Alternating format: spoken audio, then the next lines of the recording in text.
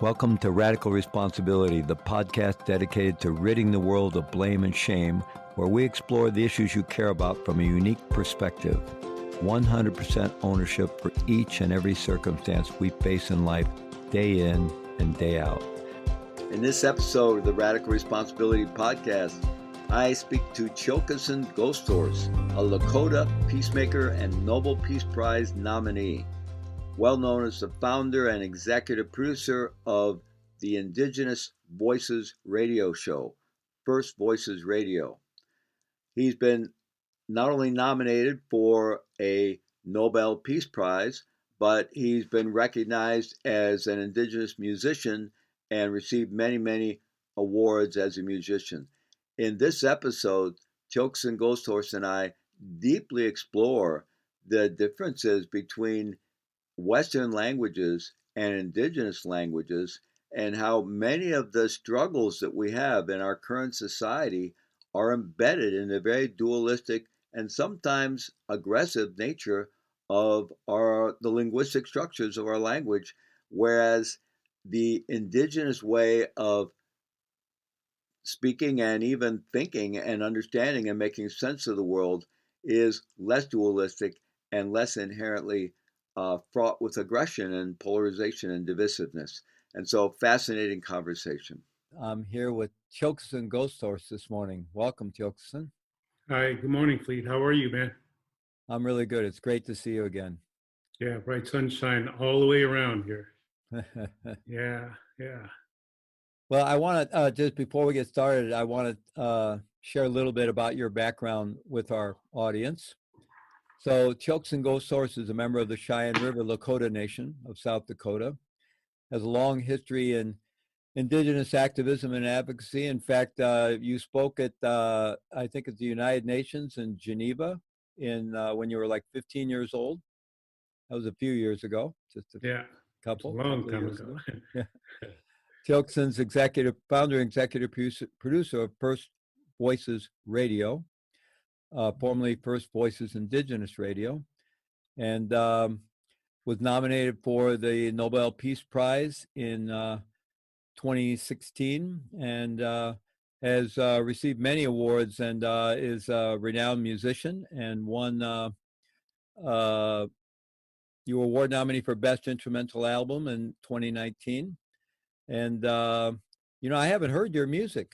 I mean, I've known from my buddy Genro, we've known each other, and I've known you as an indigenous leader and activist, but I didn't realize you were a musician. So I'm going to have to check out your stuff. Hey, yeah, I'll send you something. Yeah. But Tiokasin has been speaking worldwide and been an incredible leader and activist for indigenous rights and bringing that wisdom forth, and hopefully here we are in the middle of this pandemic, and maybe the rest of us will wake up and actually start listening. And today in the summit we're focused on listening to the earth and listening to the indigenous voices, our fellow human citizens who are still connected with that indigenous way of living and feeling and knowing and intuiting what's really the reality of our life here and our on Earth, our first mother. And so I'm just really looking forward to this conversation we're going to have.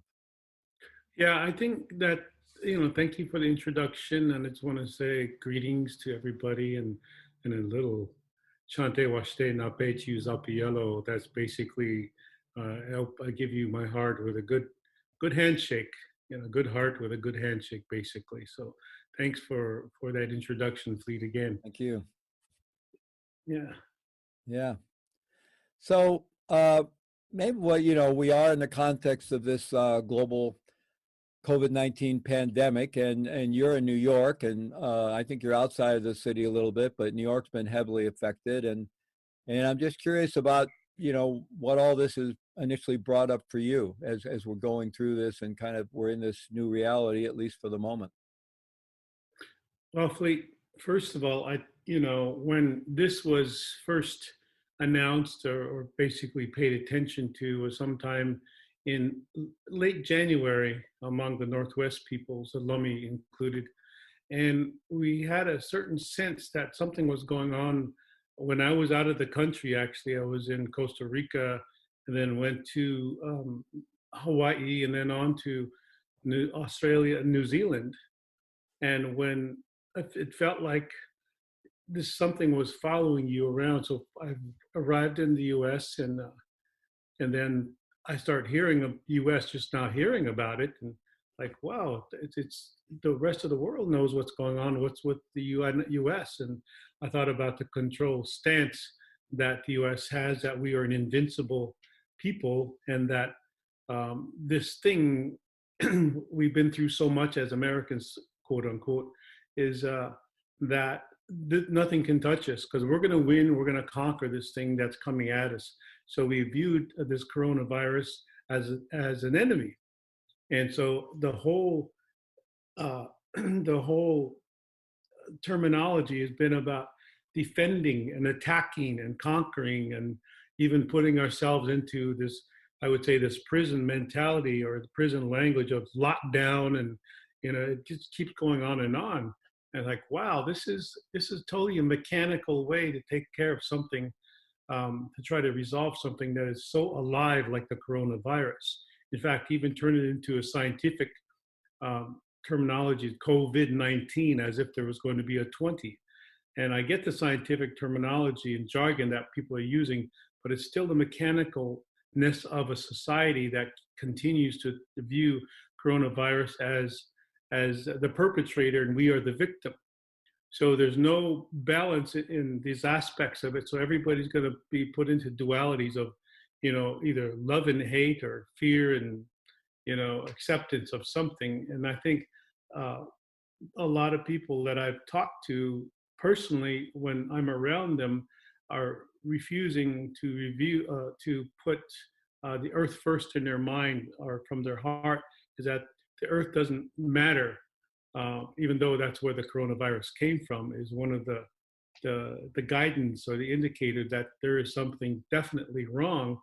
And I thought, well, I'm not afraid. I don't know why I'm not afraid. I'm not really feeling afraid. That everything was happier for me. And I have to say that because I saw and I felt that the earth immediately shifted. And that was the shift only in me to understand my perspective was not as holistic or encompassing as I thought it was. And then I removed myself from the ideas that I was forced to think with the concepts of the Western world and democracy and science and religion, and how we have a solution-oriented society in America. And rather than understanding that just a long circular continuance of what Earth has to do to constantly keep in balance with herself, and she was only reacting normally to an abnormal situations, as they say. And I didn't feel like I was abnormal. I thought that was a very normal thing for Earth herself to enlighten people. And I wouldn't say necessarily awaken people, but enlighten them that there might be some other way to think. And definitely fear. And I know out of fear, people become more instinctual and there's less time to think. But if you're at ease with what Mother Earth is doing and you understand that rather than the knowledge or information of what to think, you understand something, and that understanding leads to wisdom about how to deal or how to communicate or how to equate the coronavirus. And we come up to its level rather than it coming and us going down to its level, because there's, as you know, Fleet, there's more viruses on the earth there than there is the known universe, stars in a known universe. Mm-hmm. So I always think about, wow, what are we so afraid of, that one or two viruses? And maybe that there's a deeper meaning to this. All of this is something in the past that we haven't resolved here, and we could just open that wide open. But the initial reaction was not one of fear for me. It was almost a smile. I felt like I was smiling because I felt eventually people would see, and that was what I looked forward to, the optimism of people seeing more than being awakened. Yes. Mm-hmm. Yeah, and not not in any way to make light of the suffering that people are going through and the people that are losing loved ones and so forth. And at the same time, this virus, like any virus, is part of life. It's part of the earth. It's intelligent, and in some ways, it's a vehicle of information at the moment. It's bringing information to us, and really, I think, asking us to really see and take a look at what's going on. And it's sad that it takes things as shocking as this to shock us out of our sleep or unconsciousness. Many indigenous leaders, the Koji people in Colombia, many other tribal people around the world for many, many decades have been telling us that we are completely out of alignment with the earth and that we're headed towards disaster if we don't enlighten, as you said, and really lighten our footprint and get back in alignment with the earth. I'm Mhm. curious as to, in some ways, the from the beginnings of time, human beings have moved towards shelter, more sophisticated shelter, more sophisticated transportation, trying to insulate ourselves from the ups and downs of the natural world, and that's normal, I suppose. But in doing so, we've insulated ourselves from the natural world, and so many people that grow up in urban areas, they have very little contact with the natural world at all. I mean, to them, the earth is just, concrete and stores and cars and metal and chrome and neon lights and whatever. There's very little connection with the natural world. So it seems like our very human tendencies are to take us away from the earth. And how is it that we can find our way back to reverse that?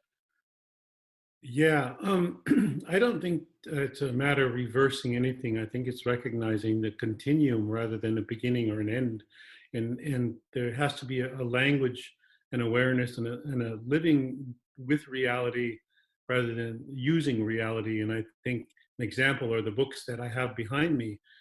I can tell you that that's information and knowledge, but if I take this book and throw it into the fire, are you going to lose the information and knowledge without the fire is what brings you the understanding that there is something very alive out there. And so why do we remove ourselves rationally and continue because of our so-called intellectualism or even intelligence to say that we're okay with removing ourselves because then we're less suffered. We are not experiencing the sticks and stones caveman mentality. We don't have to run around and in skins and hunt and things like that. So you see, everyone has a privilege, and we don't understand the privilege that we are in, and therefore we continue to think in extractivism from the earth as well as each other, and we're just kind of eating each other. And I think you all have that idea of the hungry ghost. And I Mm-hmm. think that is insatiable, the greed of humans to even apply what they think that is a good thing called empathy to each other, but that's only centered in human forms or human thoughts or anthropocentricity, right?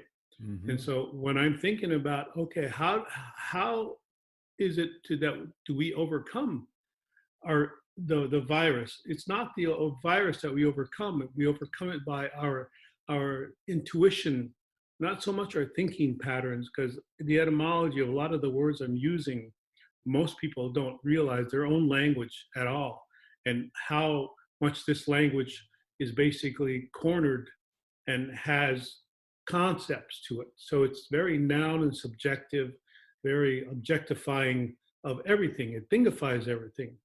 Whereas what I know of other languages, especially indigenous languages, are mostly verbs. So you see everything is alive.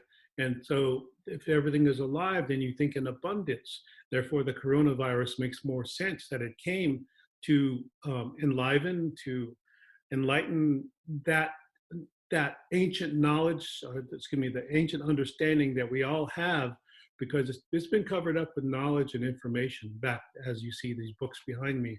And I think that has some value, books, but really you can't burn understanding. You can burn knowledge and information as far as it printed material and as much as people can remember, but it's the understanding before the knowledge and information. And I think it's really a matter understanding that other people, the standard of thinking is not the Western world, even though the Western world wants that all human beings think alike, all human beings to a certain degree do think alike, but there's a separation somewhere. And I think that separation is actually how much we are involved with the earth. And I can say that, well, I'm not separated because I'm educated and I have the Western degrees and I have, all these privileges. But there's something to educating the wisdom out of yourself. And I've made sure with every book I read, I kind of have this mantra of saying, do not educate the wisdom out of myself, because then where's my understanding if there's no wisdom to what I read? And to apply this. So, in a few days, I'm going to be out there with my hands in the ground and, singing these songs that I remember from grandmother and grandfather's planting, and knowing that the whole cycle is beginning again. So, there is this cycle of cyclical thinking, because it's difficult for me to think in cycles, in circles, when I'm speaking a very linear language, and that basically is a beginning and ending, subjective and noun filled, and it's very hierarchical and very domination. And it's interesting because when I was in with your mentor, Bernie Glassman, out in Auschwitz a few years ago, 2013, I think it was, with Virgil Killstraight, Steve Newcomb, and myself, and Leroy Clifford. We asked to do a small ceremony in the center of Birkenau, and it was out of that, after we presented, that we went back to the retreat center, the Catholic retreat center outside of these camps, extermination camps. Is that when we sat down, I had to ask Uncle, I said, or Virgil, I said, is there really a word for domination in our language? And his answer was quick. He said, no, there is no word, there is no concept of domination. And that just blew everything I thought of, like, how do we overcome this thinking of the Western world? And I thought, there's nothing to overcome. I accept it even more, but I don't adopt it. I'm adapting to its standardization of everything, knowledge and education. And so when I felt that there was no domination within our languages, earth languages, by the way, that's the way the earth rolls, is that they know relationship much more than we do as humans. And I think that's part of the I don't know, secret, but I think that's part of the process that we haven't been exploring in a rational language that we're speaking now. Yeah, just a lot there.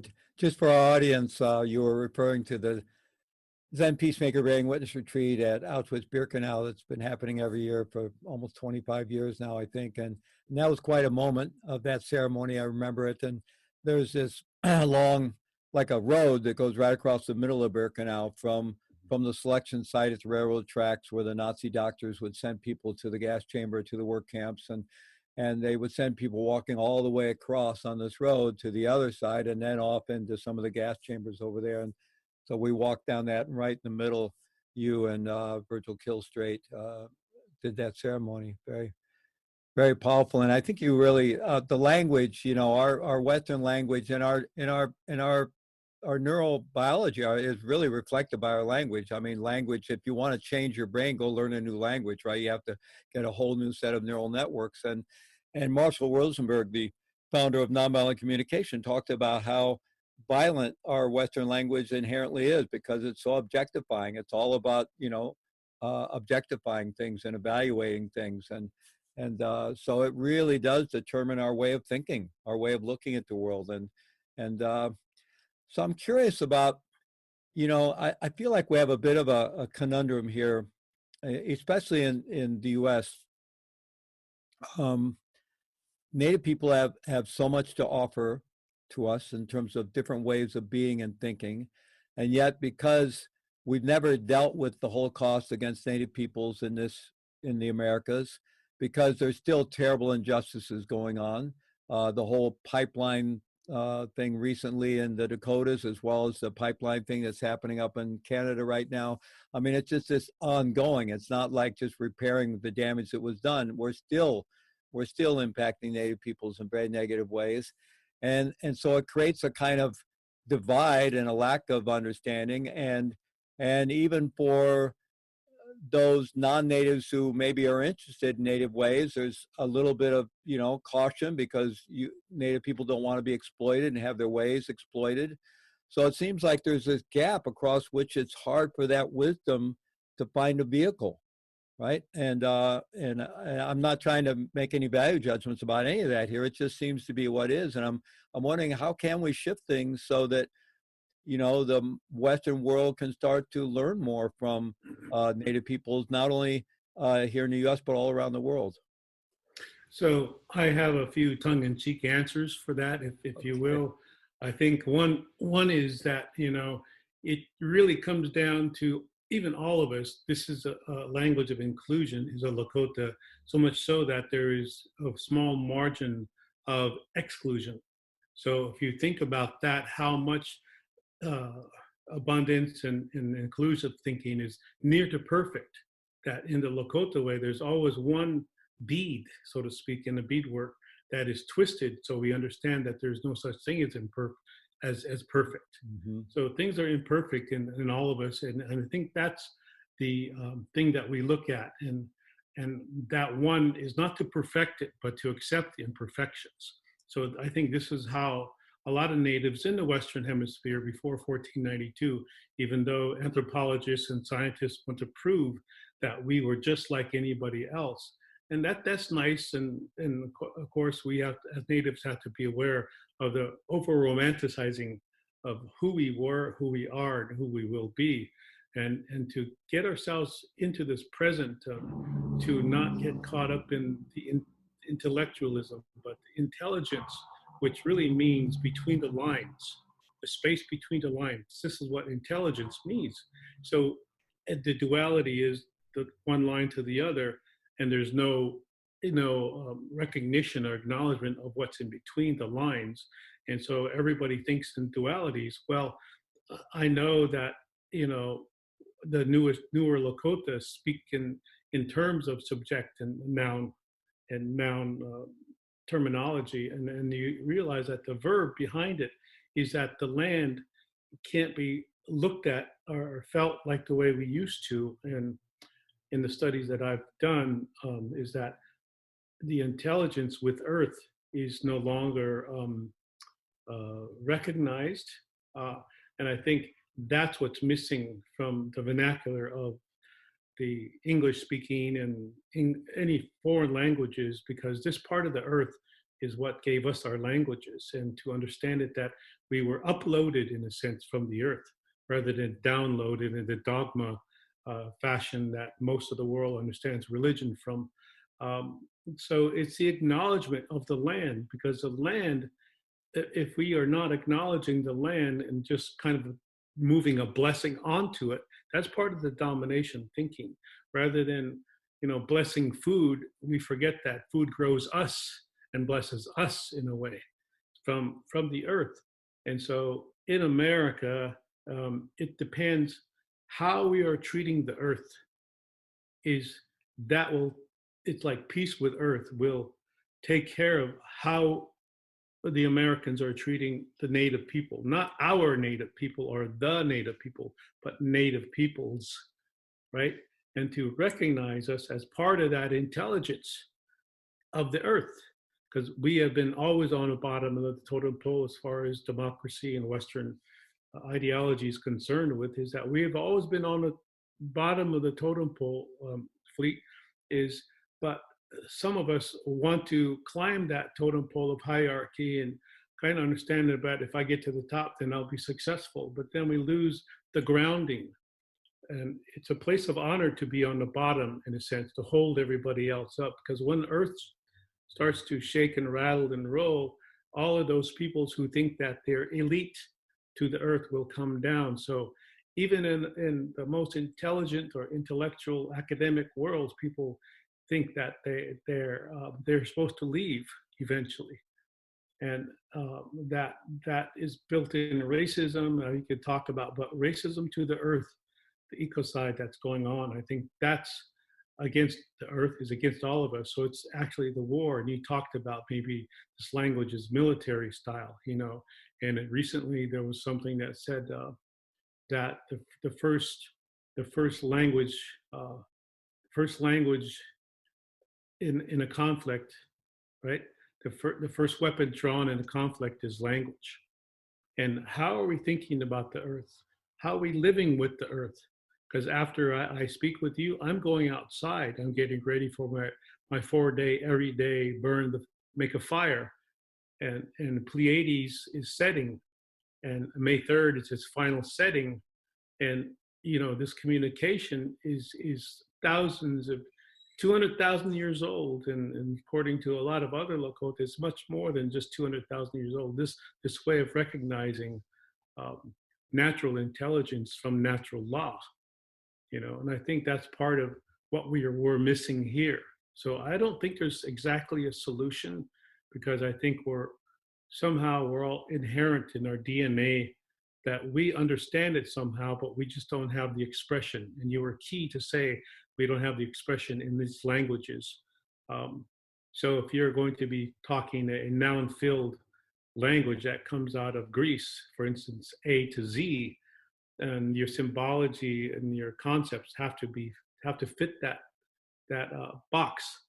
And when you're speaking more of a holistic, more involved with the earth and breathing the earth and understanding that consciousness, you understand that the earth finally removes your conscience from the duality of either or and puts you in the mystery. So it's like Wakan makes you, it's like you're applying mystery to everything. And that's how you live, rather than, a certain time you do a ritual, or we apply this and you go through these steps. No, it's more of a natural thing. And I think we feel that we have various words, we call it in English, but when you're out there and you're sitting in a fire, there's no need to think, because you're in the consciousness of that intelligence with the elements of earth, because they have consciousness, they live in us, all of those 4 elements, earth, fire, wind, and water. So they're in us. And that's intelligence. But see how we treat the earth, those intelligences. We are treating those intelligences like they didn't have consciousness. Yeah. I know making offering is at least assuming, and maybe my misunderstandings, but making offerings is part of your tradition. And in my Tibetan Buddhist tradition, making offerings is a big part of that. And, I have your standard American rational, skeptical, scientific education. And even though I've embraced these traditions and, but still have that, what part is the essential spirituality, what part is superstition. And, I remember I was reading a book one time. It was quite a few years ago, but I was reading about just some ordinary Tibetan people in Tibet and their way of life.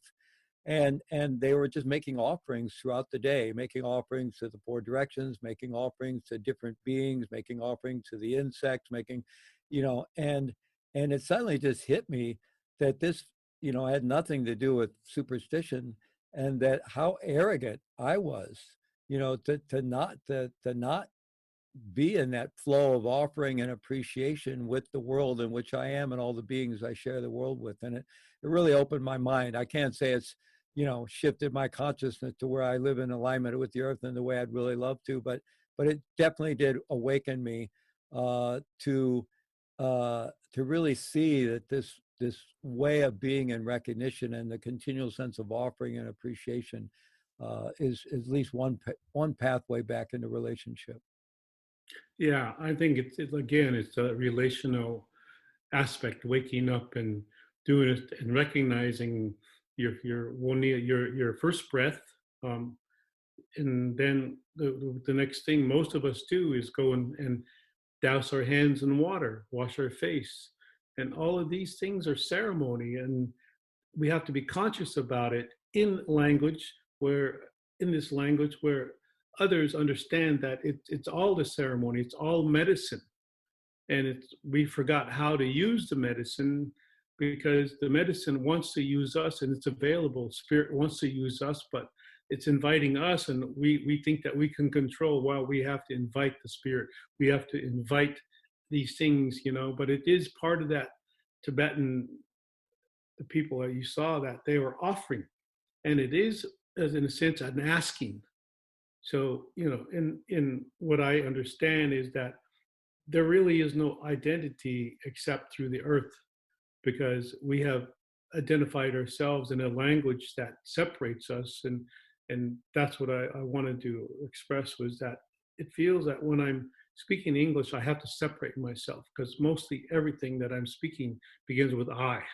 Mm-hmm. It's I and me and my and mine and ours. And in the older way of being, which seems to be more an advanced way, see, I have to speak in English, advanced way of living with the earth, it seems that's the highest intelligence. And I think people feel that.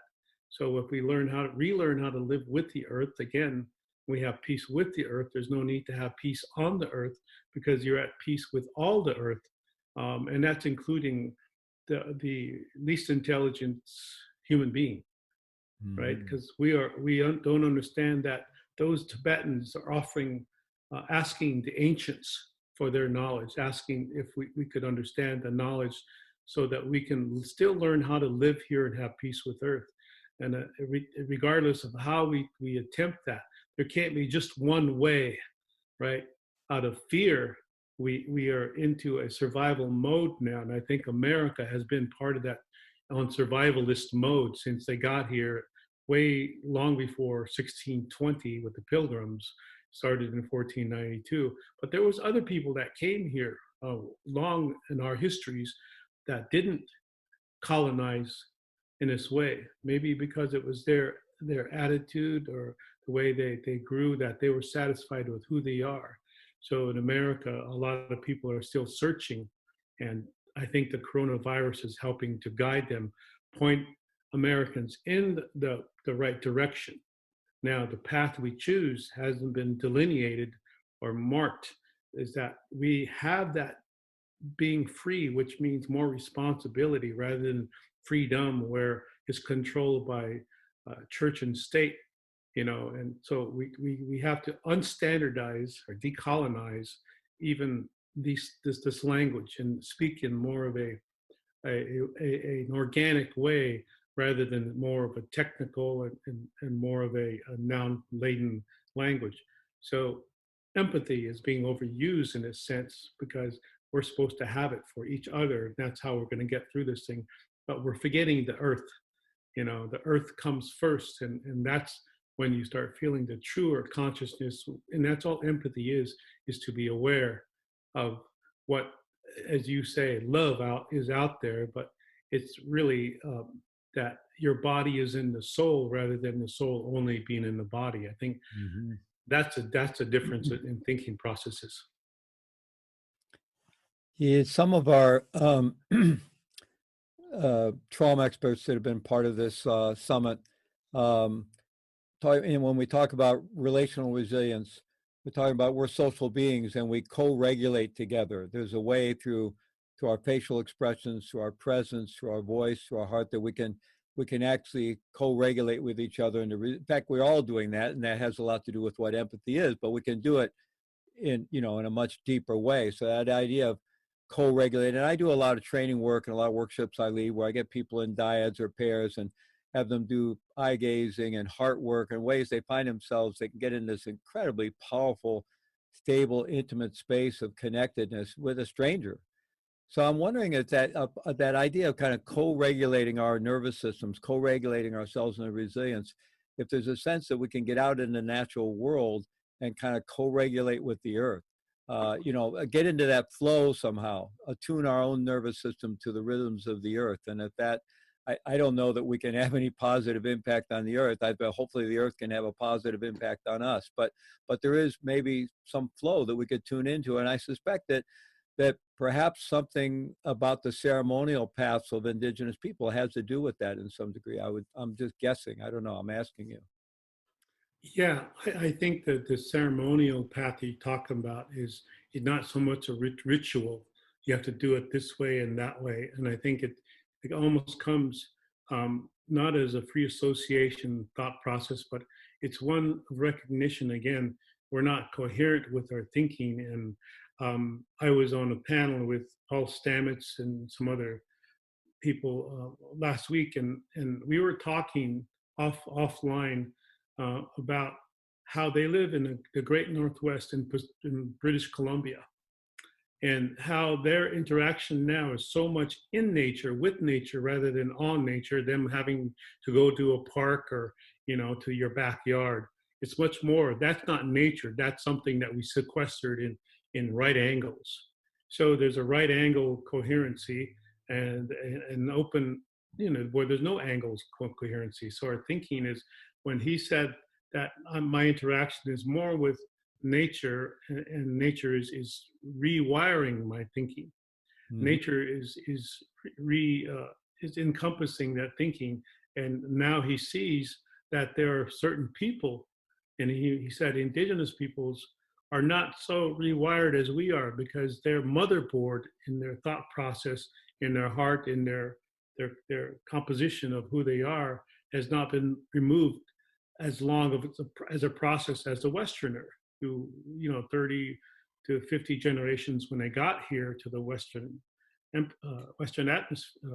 hemisphere, basically were already changed because they got rid of their Earth people, as you know.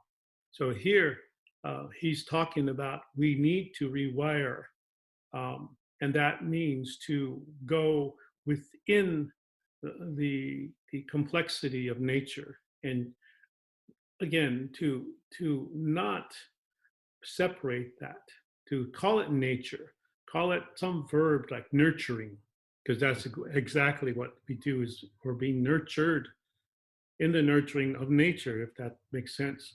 But it's acknowledging that and thinking that we cannot control that. And I think we get out of the control factors of, well, we're going to control everything from the coronavirus to the future. Because the future, if we're always thinking about the future, what are we doing with this consciousness now? And we're afraid of the past because people like their skeletons for some reason, because it makes them feel real. And the trauma now is to make something up, and you see the privilege of not feeling anymore is that you tend to make up trauma as a worst case scenario. My trauma is worse than yours, and everything gets into comparative values of that. So, but let's acknowledge that the earth has now cleaned up and now cleaning up what we've done. So maybe it's us or the problem, not the earth. And so yet we're still extracting from the earth and all over the world.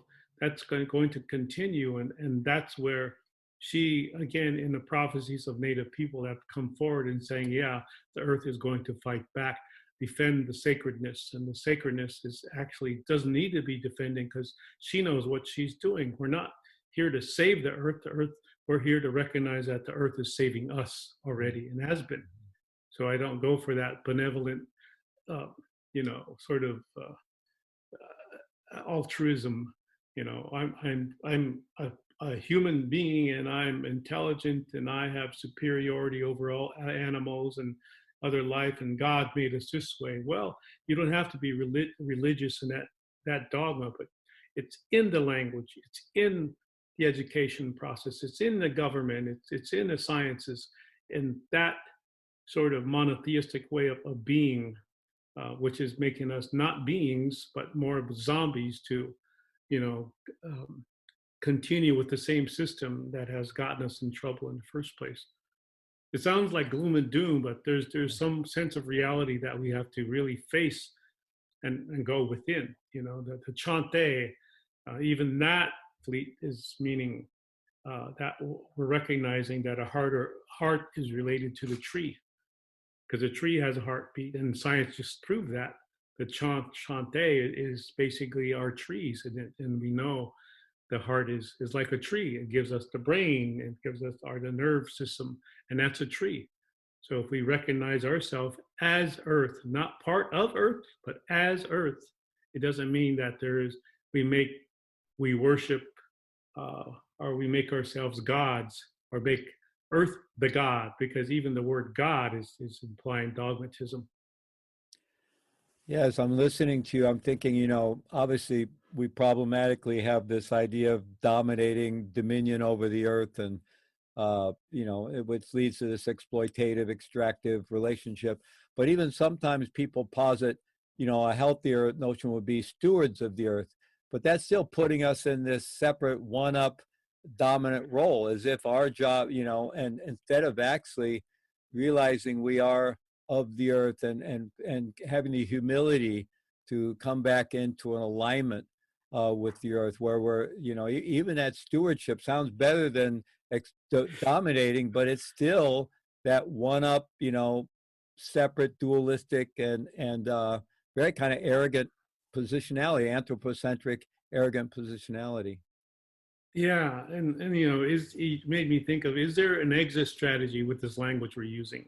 Mm-hmm. Do we go out and adopt? Do we take something from them because we're always speaking a lack of language? I want this, I need that, and the only way to do that is that you control the outside source to bring it into your home, bring it into the city, bring it into the cosmopolitan, the civilized mind, because that's what we're built for. We're built for learning and information, yet we don't understand that that learning information is based on greed.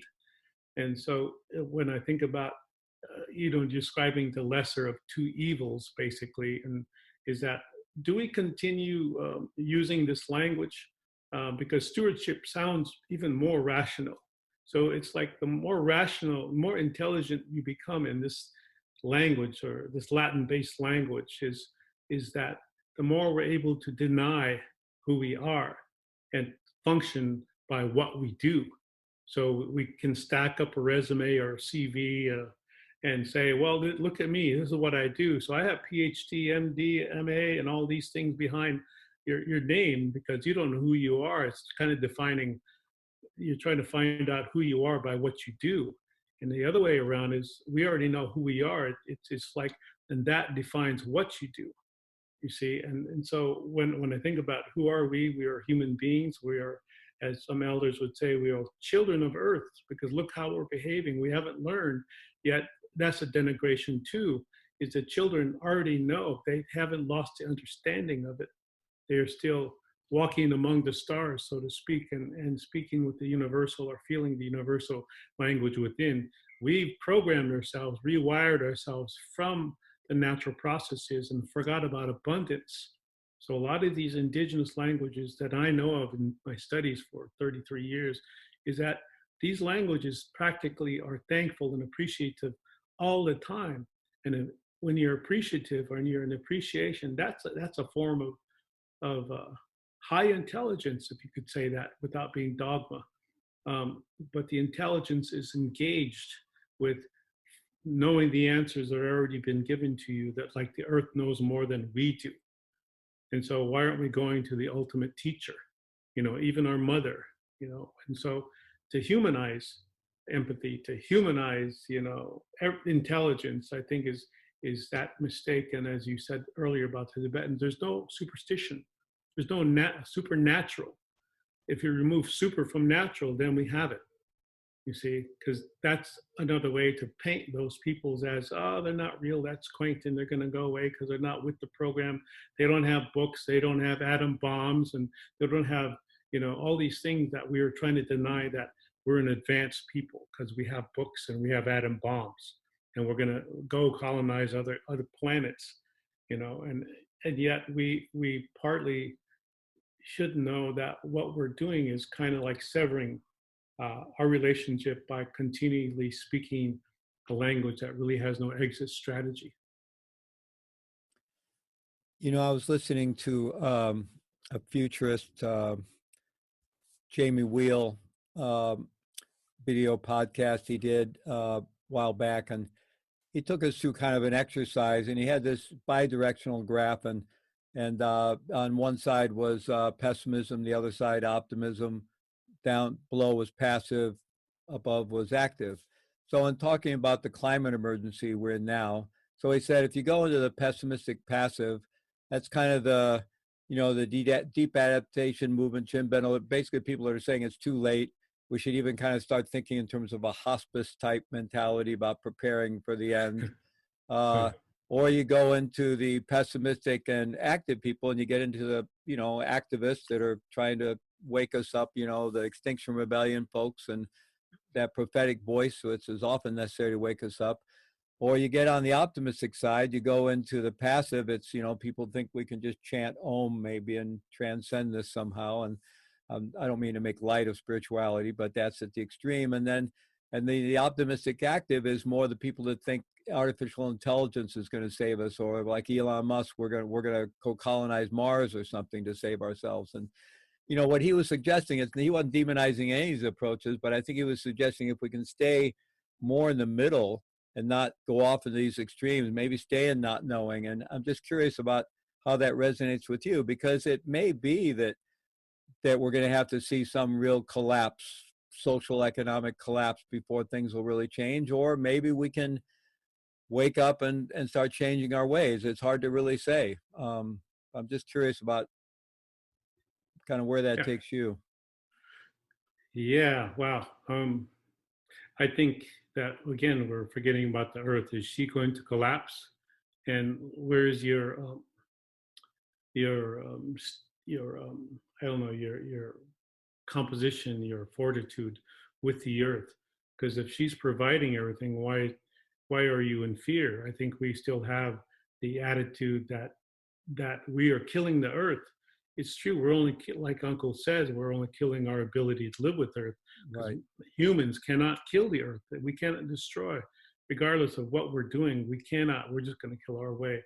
So, I think that's a very important distinction. People talk about climate emergency. The Earth is going to be just fine. It's the question is whether we're going to survive, and also what's happening to all of our fellow species in the interim. yeah, and I think really, again, I'll go back to the language. There's a dimensional effect, dimensional thought processes, and I'm told by some deeper studies that I've done, and being told by some even Lakota elders that there's 22 dimensions in the Lakota language, and we're only speaking maybe two, three at the most in English or any Latin-based languages. And so understanding that there are much more interrelatedness going on comes in your DNA. It doesn't mean that we're all cut off from that. It's that maybe it's the language once again, and I guess the mentality that you're saying is a glass half full, half empty. But what if there was no glass? Then the water would be released, and that consciousness that is water is out there. And I think the 2 million dams within the continental United States or contiguous United States, the 48 states that we are in, all these dams, the 2 million would take decades to dismantle. I think it's releasing Earth in a sense before, because she's going to release herself anyway. She's never been, it's only we've been cutting ourselves off by making dams, mental dams, Mm-hmm. Everything. And so the wall is going up down there, supposedly on that fake border. That starts with inside. Where does the wall start? It's not accepting people who are different. Because even within this society, so many people are trying to be different that they all are the same now, and they go outside of themselves to find resource. Excuse me, but we're forgetting about the source. That's like saying personal sovereignty is of a native person is that we're not seeking to be part of to get a piece of the American pie, but the Americans forget who owns the bakery, you see. And I think it's a recognition of ownership, but yet we don't have in the vernacular of ownership, because that means that we are pulled away, we are into the I think, therefore I am, rather than we think, therefore we are. It's a difference in thinking. And again, references that people are afraid of this, not having anymore, because maybe they're not used to, they're not used to having. They're used to having most of the time, and those of us who are used to not having, is that we're speaking abundance because you make uh, appreciation for the little that we still have as Native people. And I know we are losing it also. A lot of us have lost it. I include myself in that. But it's having that little thread that we hang on, that we know this, that our ancestors have been through this, and so have others. Um, it's either the aggressiveness or the passiveness that you say, but there is a balance of understanding. I think there was, last count that I did, there was almost 200 words or more in Lakota for um, for balance. And here in English, I think the most that I came up with was 7. So the focus is to learn how to let the earth balance you, because she's going to do it anyway. And how do we let go of that control of parks and national parks, and, you know, creating what's only comfortable for humans, because we're forgetting about what is comfortable, that the animals and nurturing has given to us. And it's not just free for the taking, but it's free for the giving that we have forgotten. So we become caretakers, like you say, stewardships, rather than caregivers, right? There's a difference between givers or takers. Yeah. Yeah, it's as you're speaking, I'm reminded of that famous quote from Albert Einstein: you can't solve problems with the same mindset that created them. And Yeah. it really does seem, even a lot of our more progressive environmentalist, ideas and stuff are still about how can we more effectively control the earth with better technology so that we somehow have it serve us without destroying us. But it's still this, very control oriented and completely Hmm. lacks the humility of, what is my relationship to the earth, and what do I have to learn here, and it would seem that one, Hmm. especially for uh, white European people, but really all modern non-native people, whether they're people of color or Asian people or white European people, recognizing the sovereignty of indigenous peoples worldwide would seem to be a good step towards some kind of humility, Hmm. even if it was only, uh, I even hate to say symbolic, but even if it was only a symbolic sort of recognition of indigenous people hold that relationship to our first mother, the earth, and have been holding it for us for a long time, inviting us to come back into that relationship, and acknowledging their sovereignty would be a first step towards a humility of some kind of recognition and appreciation. Yeah. You reminded me of, where is our thinking based on, our default thinking? Where's our go-to thinking? We can say it's instinct, or do we say intuition? Um, I know with instinct, it comes out of based in fear. So our ideas of surviving this coronavirus, or even for us surviving colonialism. So we basically survived it out of fear, but yet still based in intuition. So now it's time for all of us to really think about this intuitive value that we all have, and that intuition is actually the intelligence that we're missing. And when I think about practical mystery, practical ceremony, there's many ways, but again, and it has to do with that earth is not a noun, yet we've made earth a noun, so to speak, and we've lessened our survivability factor because we think to control rather. And you mentioned something earlier I wanted to not forget, is that we refuse, or it's a taboo to talk about death, Mm-hmm. because that's the end of the line for us. So it's, hurry up and get all we want. And it's a system based on acquisition or acquiring or taking, and basically becoming addicts, because it made us feel good as Americans. We're number one. And that is prevalent throughout the world. Any society, I suppose, would do that. But the addiction to privilege is going to be a hard thing. And you see that happening now at this state, where people are starting to react out of cold turkey. They're Mm-hmm. reacting because they can't have, and they're expecting things to be the way they used to be. And we need that high, being patriotic citizens of this greatest democracy and country in the world. So you hear the patriotism go on and on. It's based on addiction. It's based on patriarchy and how we treat the earth. and we dominate, continue, and that we're going to come through this. And you hear that, but there's this falseness behind it, and I don't feel that.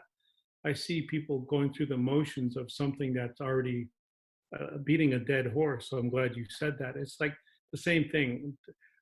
We can't wake up with the same language that put us up to sleep in the first place. Right. You know, that's a nice, and that's what I'm emphasizing is there a new language? Is there an old language?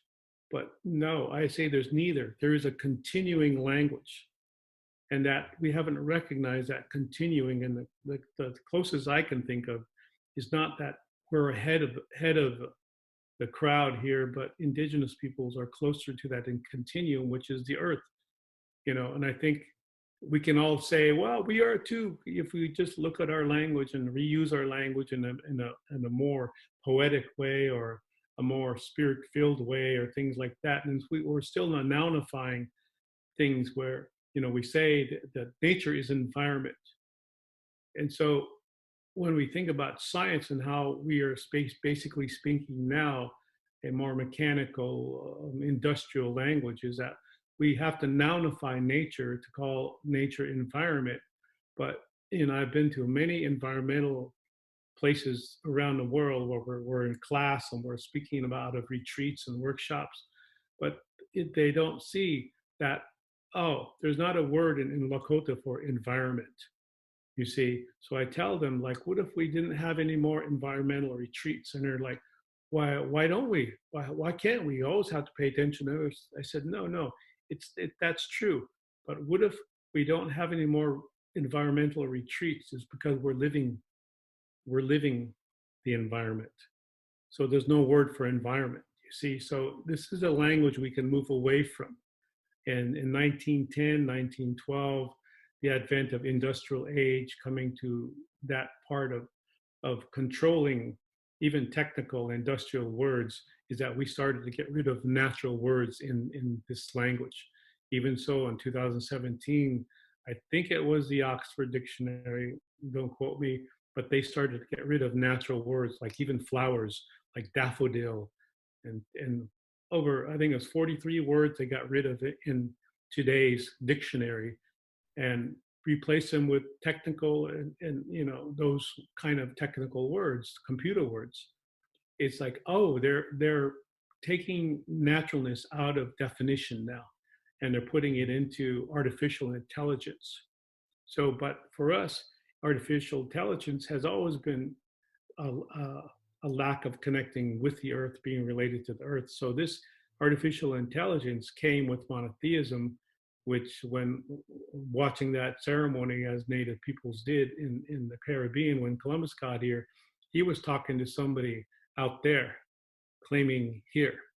So the Native peoples, of course, are not going to understand this connection, because if you're always in a relationship, there's no word for connection or disconnection, you see. And our bodies are always constantly telling us, but the 10% domination up here, where we make, you know, was it 9/10 of the law is about possession, right? So we're always dominating that with thinking that the rest of the body is going to understand this, and we can control the body by our brains. Yet it's the body, as if we allow it to and understand it, recognize it, is actually trying to keep us balanced. And it's speaking the language of balance, because we get the water, we get the food, we get the warmth, all that comes from nature. And there is no relationship through ceremony with that. We tend to wait for a Sunday to do that, or wait for some workshop to do that, to say that, see, we're still here, but we're not living yet, and we'll continue to live in this gloom and doom, glasses half full, because we're not living it. We're only using reality. Well, I hear you continually pointing us back. I just really appreciate all the nuanced ways that you're pointing us back to this living experience, this more being in relationship. And I'm reminded of my friend David Cooper, Rabbi David Cooper, who also been to Auschwitz with us a number of times. And he wrote a book called God is a Verb, and that we even objectify the sacred, right? I don't mean to disrespect anyone's faith, but we objectify the sacred into some noun, right? And he said, no, it's more of a process. It's a relationship. It's a flow. Mm. And yeah, it's just really challenging even to talk about these things and not get hung up in our linear objectifying language. Mhm. And I think that's why one of the things that we're talking about in terms of the summit is how do we make that shift from the head, that linear cognitive kind of, to the heart, to some more intuitive way of Mhm. being and feeling, feeling. And I think one of our presenters, it might have been Stephen Porges, a trauma expert, talked about, you know, that idea Descartes, you know, said, I think, therefore I am. And obviously that set us in a pretty bad direction. And he said it's more, it had, I can't remember the exact way he expressed it, but it had something to do with, it's more about feeling. Like I feel, you know, I feel, therefore I'm human, or something more about the lived experience of feeling and relationality and being. And you've just been pointing us in that direction in so many different beautiful ways. I really appreciate that tremendously. No, no, thank you. Just part of that is we think, therefore we are. So if we rather than I think, it's we think, because when you basically are praying out of self, it's that's kind of a lonely thing. But when you're praying with the earth, you know, the earth is right there alongside of you, and you're not basically praying up or down, or it's that you know that you're within the prayer all the time. And so when we thank, when you're in appreciation, again, that's understanding the relationship, and not say thank you God for that cup, or you know, objectifying everything into the spirit. The spirit doesn't, I mean, that cup is created for what it is, and even though man has taken it, it's still caring for you. So you see all around you, the chair, the screen, all of these are caring for you, and we don't recognize that relationship, that it already knows how to care. So how are we saying that we know how to love? You know, it becomes very more of a human thing, that selfishness.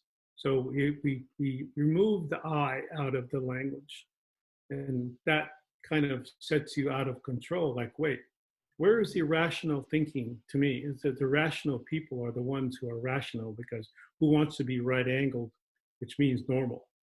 You know, and where is the standard of normal coming from? It's definitely a lot not from the earth. It's from the peoples who think that they are elite, uh, to earth, that they become so heavenly, that Dina, that they become so heavenly that there's no earthly good. You see, and that's what in all this spirituality, science, governance, it's like there's something better than who we are, and there is no word or thought to be in Lakota, to be something else, to become something else. You are, and so that Akan, that future and the past are right here, to the being from the being from the ancient future now. And so we've always be here now. We've always been that. And it's speaking the older Lakota in a way, rather than a new noun field that was changed by a Catholic priest in 1926 in that era.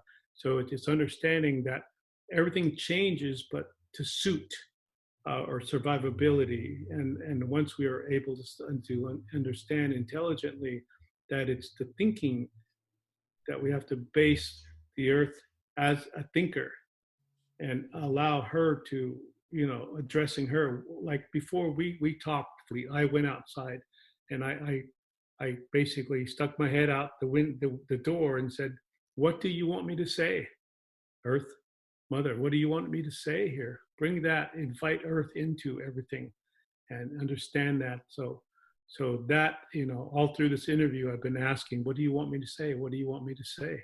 Rather than what I can think up in concept from A to Z. And that's another thing. Is there really a need for an alphabet? You know, because it's only our structure that we understand, but Earth doesn't have an alphabet. And a lot of these languages, indigenous languages, don't need an alphabet, because we're outside of the box, you see. And this is why they said that, well, you're not as intelligent as we are, because you don't even have an alphabet. and this is why they banned us, because they couldn't understand our holistic, our relational way of being with everything. And so that couldn't be controlled. And that's a result, is that we are on reservations as Native people. Even the minds of people, see, it's like, we'll put indigenous peoples over here rather than mix us with the rest of us. We'll just sequester them and put them here in the pigeonhole of what can we bring to this process, rather than what can we give up to give them back their process. So see, there's that way. It's like, okay, yeah, I'll join, we'll include, and I'll join you because you're brothers and sisters. And basically we've been, kind of going out there and bringing it home, putting it in our box so we can deal with our problem and intellectualize that. See, we're doing something too.